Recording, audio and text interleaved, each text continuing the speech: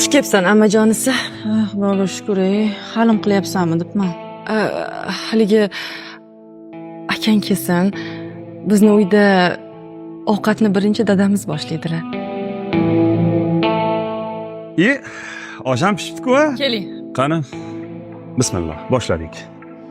Oyi, o'xshagim kelmayapti. Nonga shidrison surib bering. O'g'lim, shidresonsi tugab qoluvdi. Ertaga dadang olib keladilar. Bugun osh yettirgan, xo'pmi? Ha, Aka, Ha? o'zingizga rahmingiz kelmasa ham, hech bo'lmasa bolalaringizga rahmingiz kelmaydimi? Bolani sariyog' yegisi kelyapti. Mana bu go'shtsiz oshni yegisi kelmayapti, ko'rmayapsizmi?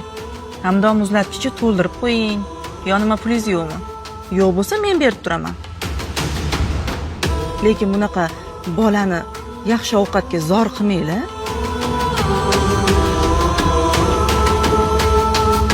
Ammajonisi, shundoq qaravering. Adolat.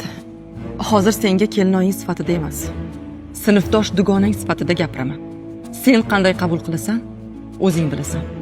Oilamizni boshi, ya'ni seni akang, bizni boqaman deb halol pul topib harakat qilyaptilar. Umrlari uzoq bo'lsin. Har doim ham to'kin dasturxon bo'lavermaydi. Birda unday, birda bunday. Lekin sen kim bo'psanki, oilamiz podshohiga farzandlarimiz oldida dakki berasan? Adolat. Eshit. Farzandlarim uchun dadasi dunyodagi eng ideal odam. Tushunyapsanmi?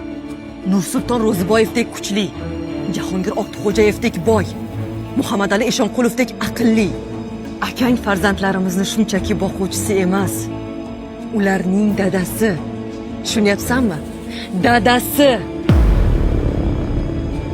Endi kiraver. Men hozir. dadi. O, Katta bo'lsam, Germaniyani universitetida o'qiymanmi yo Angliyanimi? eng yaxshisida o'qiysan qizim. Agar eng yaxshisi Marsda bo'lsa, o'sha yoqqa borib o'qiysan. Xo'p.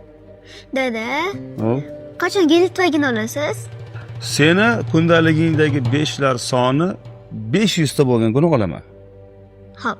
500 ta 5 ola olasan, Ha? o'sha kuni olamiz.